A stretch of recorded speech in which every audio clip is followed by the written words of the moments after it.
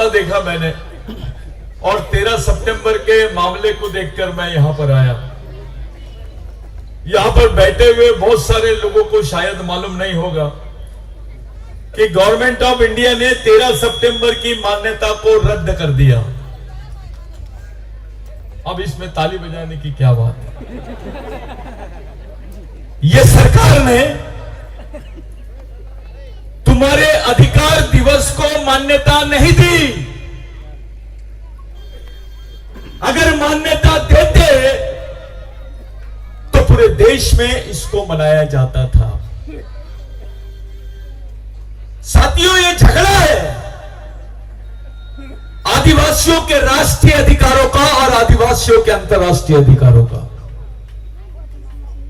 इस देश की सरकार इस देश के मूल मालिकों को यानी आदिवासियों को अंतर्राष्ट्रीय अधिकारों से वंचित करना चाहती है। कुछ लोग दबे कुचली छोटी मोटी भाषा डर डूर के बात करते, इधर कोई डर वर का लफड़ा नहीं है। ये अपनी बात कर रहे हैं। हम अपनी बात कर रहे हैं। जिस देश के मोदी जी प्रधानमंत्री है उस देश के आप मालिक हो, ये याद रखो। अपनी पहचान को खत्म मत करो, क्योंकि आदिवासियों का जो मुख्य झगड़ा है, जो संघर्ष है, उनकी पहचान के लिए, उनके अधिकारों के लिए है। जब बात अपनी पहचान और अधिकारों की होती है, वहां कोई समझौता नहीं होता। वहां समझौता नाम की कोई चीज नहीं होती। अगर भगवान टंटा भील ने समझौता किया होता तो आपके बदन पे कपड़े नहीं होते। अभी ताली नहीं बजाना कोई। भगवान टंटा भील ने अपने गले में फांसी नहीं लगाई होती, माफी मांग लिया होता तो आपके पास जमीन के टुकड़े नहीं होते। ये जो अधिकार दिवस हम लोग मना रहे हैं, कोई भगवान ने नहीं दिया तुमको अधिकार। तुम्हारे भगवान कौन है? 1911 के रिकॉर्ड निकालो, जाओ पीछे, उसका 7 बारा टटोलो, उसका रिकॉर्ड टटोलो कि तुमको जमीन किसने दिया, क्यों मिली, किस लिए मिली। आज उस बात पे बात करना बहुत जरूरी है। आप अधिकारों की बात कर रहे हो, आप हक की बात कर रहे हो। भाई, अधिकार और हक किसने दिया? भगवान ने दिया। आपके पास जमीन का टुकड़ा है, उसके पीछे आपके समाज के क्रांतिकारियों का हाथ है। उनकी जाने गई, हजारों लोग मारे गए सतपुड़ा और सह्याद्री में, हजारों की संख्या में, जिसकी गिनती गवर्नमेंट ने नहीं करी। कुछ आते हैं हमारे पास आलतू फालतू और बताते हैं ये फलाना है, ये फलाना देशभक्त है। ये देशभक्त की परिभाषा आपको समझाते हैं। जिसकी कौम की कौम देशभक्त है, कौम की कौम स्वतंत्र सेनानी है। जिस आदमी ने पूरी कौम के, आज आपको जो भील वंश की बात कर रहे, चाहे पावरा हो, भील हो, बिलाला हो, बारेला हो, गावित हो, ठाकर हो, ठाकरा हो, ये जो आज आप लोग जमीन की अधिकारों की बात कर रहे हैं, ये किसकी वजह से? अरे, आपको अधिकार तब मिले जब देश आजाद नहीं हुआ था, देश का कॉन्स्टिट्यूशन फॉर्मेशन में नहीं आया था, संविधान निर्माण की प्रक्रिया चल रही थी। उस वक्त आपको टंटा भील ने अधिकार दिलाया, जिसको रिकॉग्निशन एक्ट बोलते हैं, जिसको प्रमाणित कानून बोलते हैं। वो land recognition act, land acquisition नहीं, land recognition act. Land acquisition का मतलब होता है भूमि संपादन अधिनियम।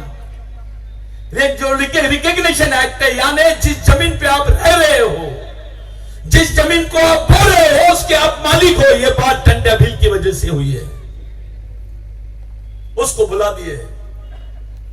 साला कोई डाकू बोलता है, कोई चोर बोलता है तुम अपने भगवान को डाकू और चोर बोलते हो। ये सरकार तुमको क्रिमिनल ट्राइबल बोलती है। ये जो भील बारेला पावरा बैठे इनसे पूछो 1912 तक 1932 तक आपके बच्चा अगर आपका पैदा होता था तो उसके सामने भी क्रिमिनल ट्राइबल लिखते थे, क्रिमिनल ट्राइब। जाओ पुलिस स्टेशन के रिकॉर्ड तक तोड़ लो।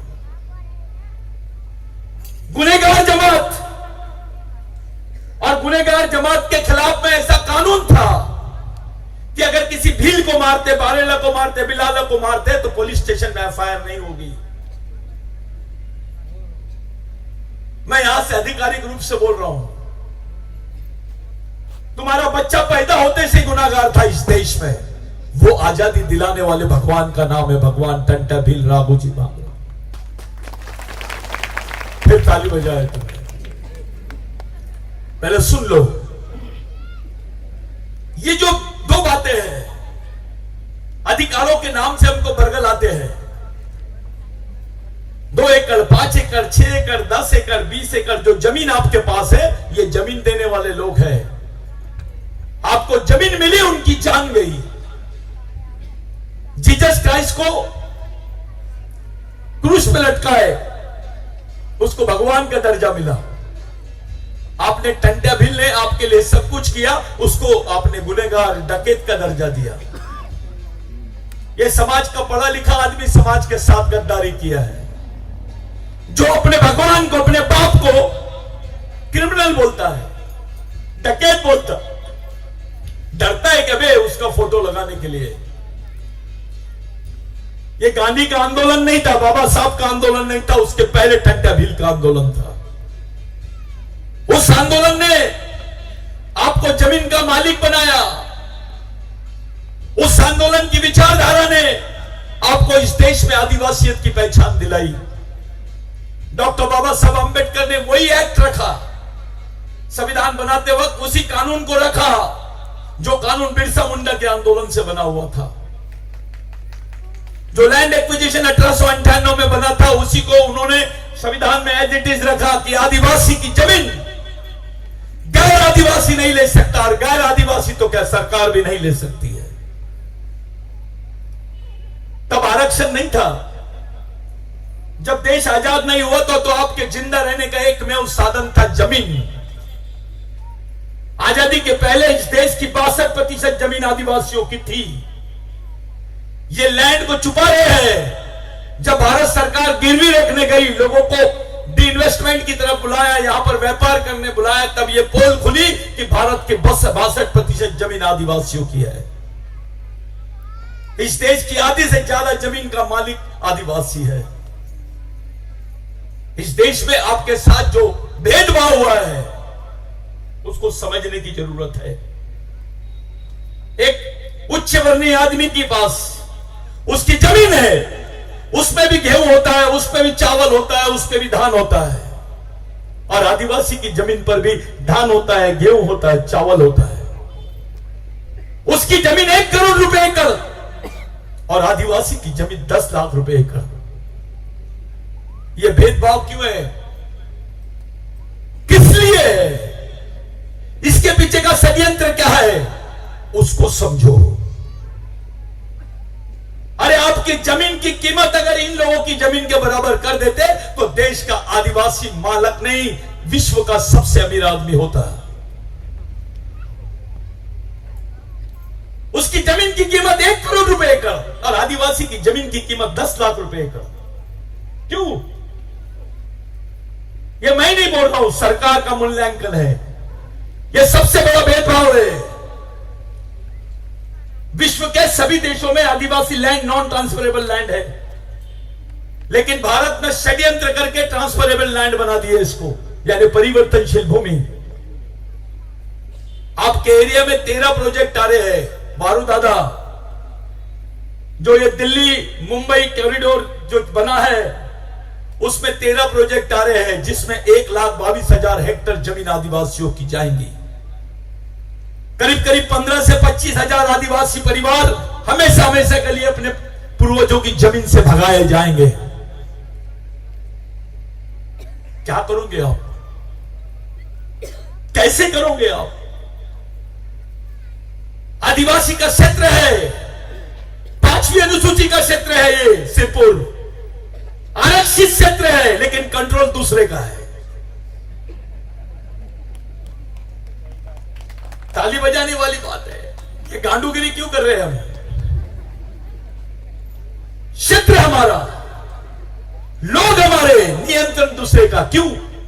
इसलिए क्योंकि हमारी अपनी सोच जिंदा नहीं है, हमारी सामाजिकता जिंदा नहीं है, हमारे दिमाग में समाज नहीं है, हमारे विचारों में समाज नहीं है। हमारे विचारों में नेता है, पार्टी है। मैं नेता बड़ा कि समाज, पार्टी बड़ी कि समाज? तो उसको बचाओ पहले।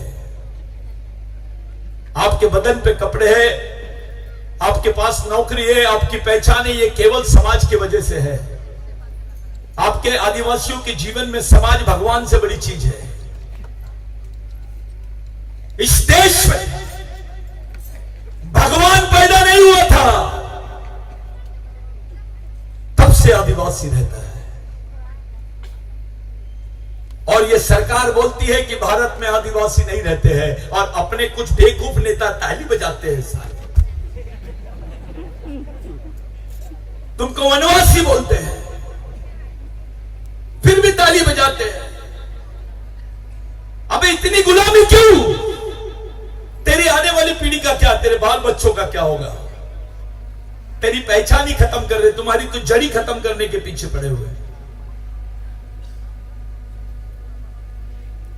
इस षड्यंत्र को समझने की कोशिश करो।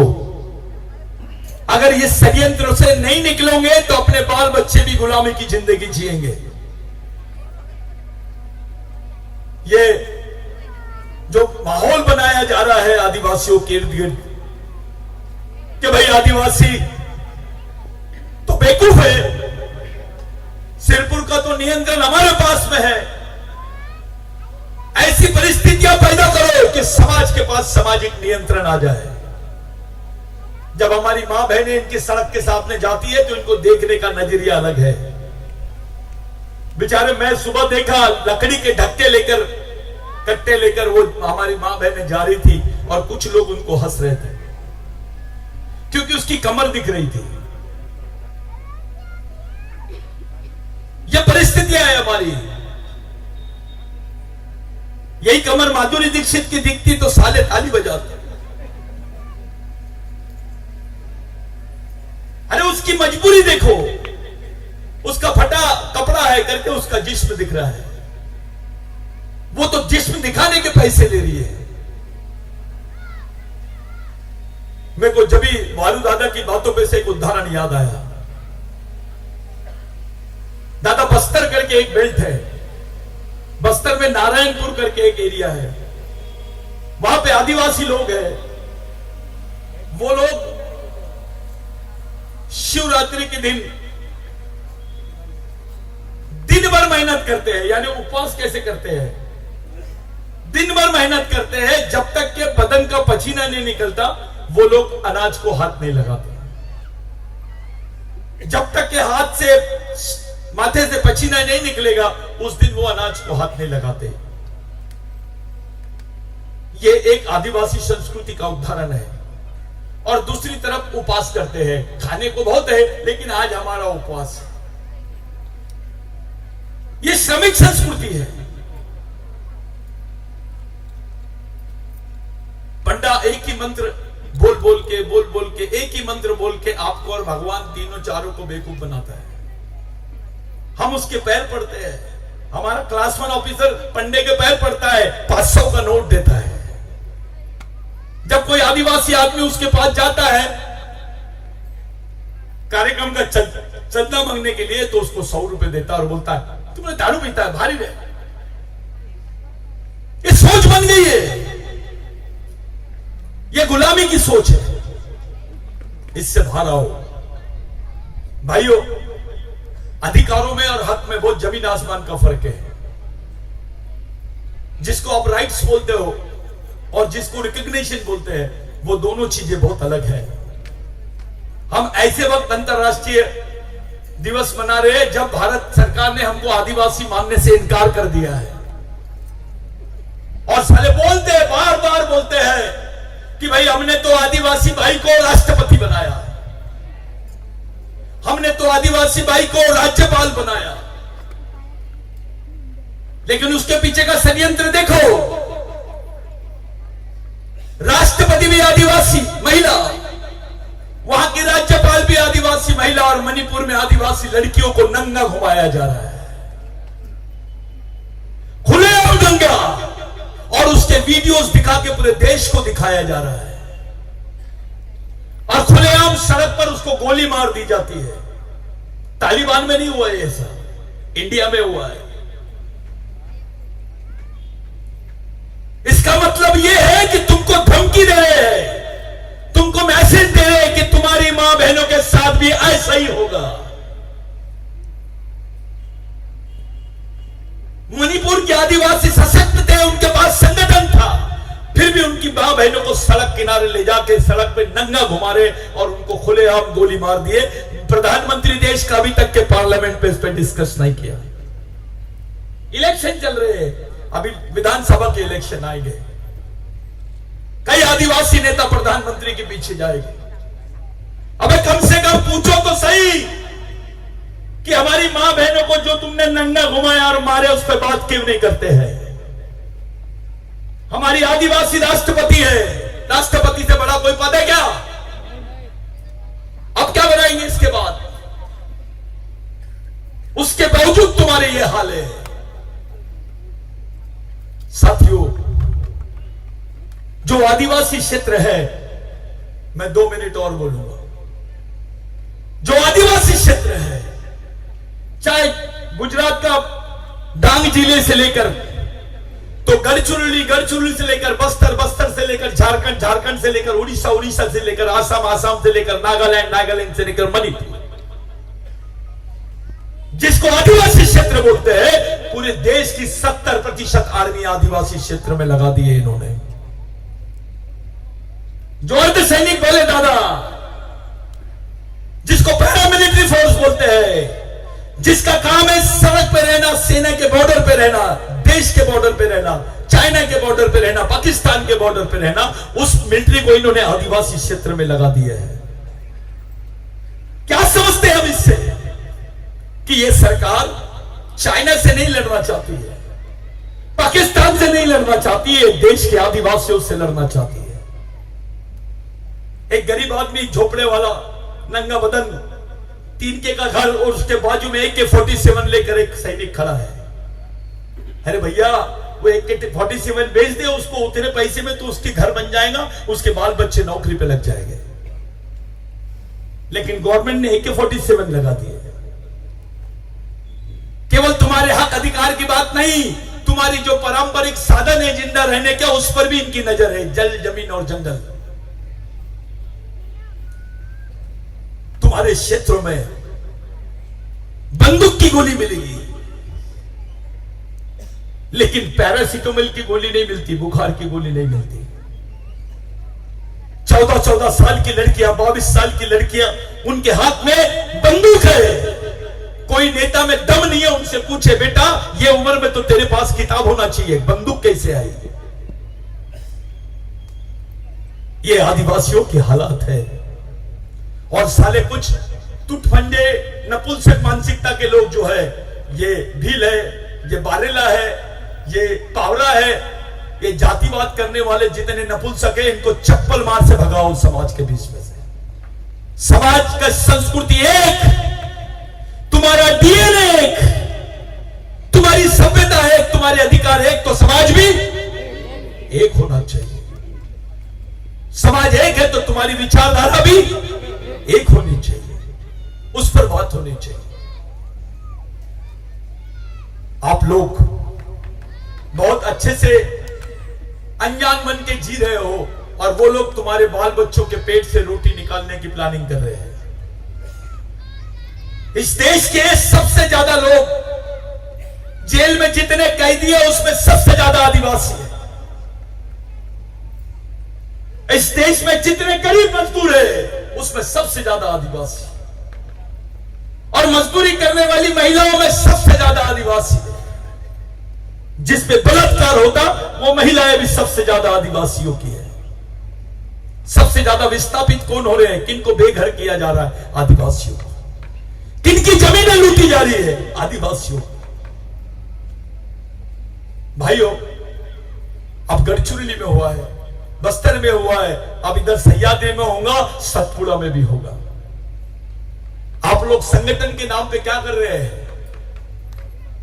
किस संगठन के मार्फत आप इतनी बड़ी लड़ाई को लड़ लोगे? कौन से नेता लड़ेंगे? बताओ, महाराष्ट्र में कौन सा नेता है जिसके घर मैंने जाना चाहिए? नाम बताओ उसको। तुम्हारे पास नेता भी नहीं बचे कि जो इस समाज की बागडोर को लेके ले सके, चल सके, उसको समझा सके, संभाल सके। कोई नेता भी नहीं बचा। हर पार्टी में आदिवासी गुलाम के जैसा है, चाहे कोई भी पार्टी रहे।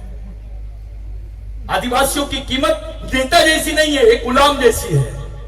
तुम्हारी कोई सुनवाई नहीं है। टिकट को लेकर, टिकट के लिए बड़े बड़े नेता कार लेके, पैसे लेके घूमते रहते हैं आदिवासी नेता।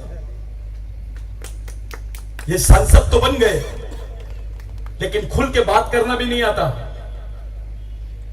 ये बेईमानी है, जिसको सामाजिक बेईमानी बोलते हैं। ये पूंजीपतियों के इशारे में चलने वाले लोग हैं, कठपुतली है। इसलिए मैं ऐसे नेता को क्या बोलता हूं?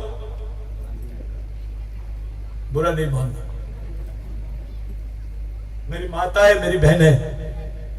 आज के दिन जिन लोगों की आपने सामने फोटो लगाई है, इनको देख लो अच्छे से। ये आपके पिताजी नहीं थे, आपके मामा नहीं थे, आपके काका नहीं थे, लेकिन आपके लिए अपनी जान दे दी है। इनके दिमाग में एक ही चीज थी, समाज। बहुत बड़ी चीज है समाज। भगवान टंटाबिल को जब फांसी दे रहे थे तो उनसे पूछा गया, आप किसको मिलना चाहते हैं? उनकी भांजी, उनकी बहन सामने थी, उनको पहचान नहीं पाया। 20 साल बाद उसकी सूरत बदल रही थी, उसकी भी सूरत बदल गई। खुद अपनी भांजी बहनों को पहचान नहीं पाया भगवान टंटाबिल। और उन्होंने बोला कि मैं आखिरी बार भगवानों को देखना चाहता हूं। तो अंग्रेज बोला, भगवान तो ठीक है, ये भगवानों को देखना यानी कितने सारे भगवान लाएंगे तेरे पास? तो अंग्रेज को उसने बताया कि जो लोग बाहर में मेरे लिए खड़े हैं, मैं उनको एक बार ऊंचाई से जाके देखना चाहता हूं। तो जबलपुर जेल में 22 फीट की एक सीढ़ी है, जिसको कुतुब बोलते हैं। वो कुतुब पे भगवान टंटाबिल को खड़ा किए और उन्होंने पूरे समाज को हाथ जोड़ के ऐसा विनती की है, आखिरी बार भी अपने समाज को देखना चाह रहा था वो व्यक्ति।